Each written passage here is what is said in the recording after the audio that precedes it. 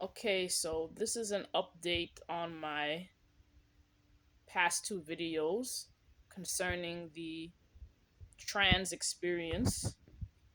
Um, what had really went on was what I said went on.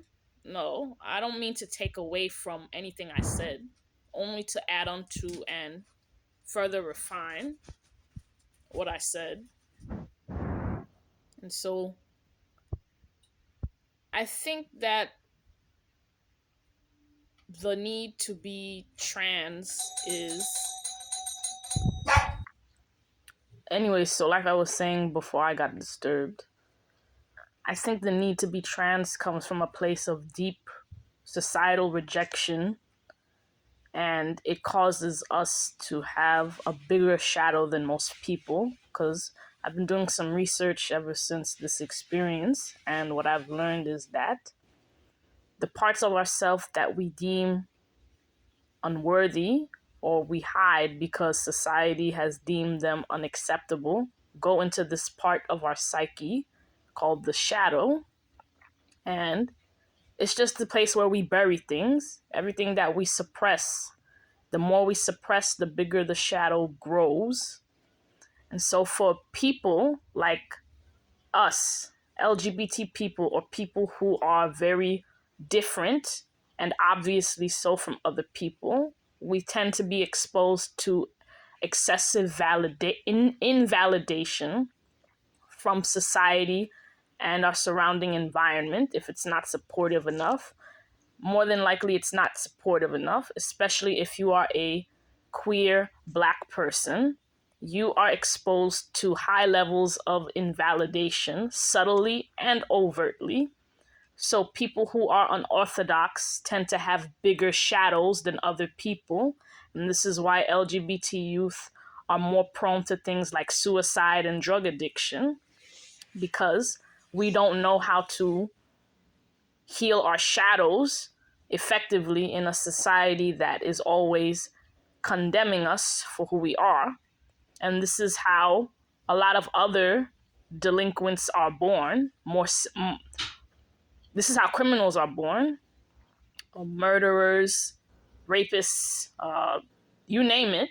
It all goes back to shadow self, and the amount of love that they received when they were little. Now, in those cases, those are people who came from extremely terrible backgrounds. Usually, most serial killers have uh, dire mother issues and grew up around abuse, excessive abuse, witnessing violence in the household, all of that. And so, with the clarity of hindsight, I would like to say, upon the experience I had, that my shadow became too strong, and it was to the point where I was experiencing the things that I described in my two other videos. Let's just say things got supernatural. Okay, I couldn't sleep for a long time. um it's still like that, but it got better with the prayer. Now, where the religion came in, it was so bad that I had to consult a higher power, and his name is Jesus Christ, to control my shadow, because that's how strong it was. Okay, so I'm not saying that religion wasn't necessary, or that anything I said supporting religion was wrong. No, it wasn't. Religion is a tool, and it can be used for when you need it. In this case, I extremely direly needed it. So I'm not taking back anything I said about Jesus Christ or God, because I needed him in that moment. Nothing else was helping. But what led to that moment, I will say, is extreme suppression and denial for 13 years. That's what I will say. And transitioning is still not healthy. It is an unhealthy reaction to the buildup of an excessive shadow. It is an unhealthy reaction to society's constant invalidation of you. It is your shadow overpowering you. That is what transitioning is. It is an extremely unhealthy reaction, okay, to your self-denial, or to the self-denial incurred by society, okay? And I still don't recommend it. I recommend root healing to get to the bottom of why you want to do something that is so extreme and destructive to your physical and mental health down the line. Because if you were receiving invalidation from society because you were gay in the first place, if you go to level 2, which is transitioning, you're just making things a lot harder for yourself. Okay, without a strong support network. And even with that, you can't live in the gay community exclusively. You still have to deal with the real world. And so that is what I think transitioning in hindsight is. It is an extreme reaction and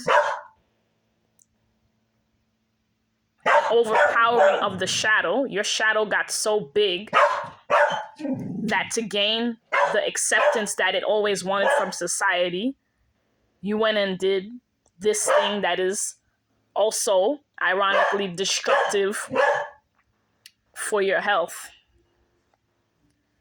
you know? And for some people, it seems to be the only option. I'm sorry that you got to that point, because it's really still unhealthy, physically and mentally, because you're putting yourself through so much more stress. You're just adding burden onto burden. But if that's the only way that you can feel good about yourself, I'm sorry you got to that point. And if you need to get any kind of peace from, if this is the only way you can get your peace, I'm sorry, because it's a double-edged sword kind of peace. Yeah, you get to look like what you want, but you can't live life without good health. You know, what the hormones do to you is that they poison you over time. And so you're living constantly with symptoms of poisoning, and then they put you on medications for that, this, that. You're like a guinea pig. You know, your whole life will revolve around going to the doctor. That's not living your life.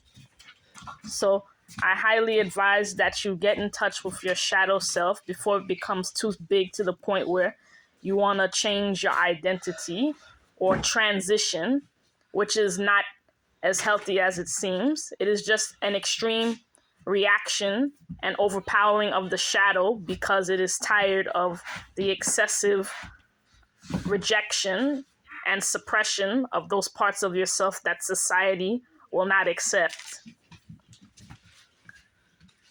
Now, what is the proper way to do it? You have to slowly reintegrate your shadow. And that's not easy. That's the long and hard way. And depending on who you are, it can be harder for some people, especially if you're an effeminate gay man. I don't know how to say that. I'll just say for some people it's harder, no matter which way you cut it. But that's my update on that. Control your shadow before it controls you and makes you do something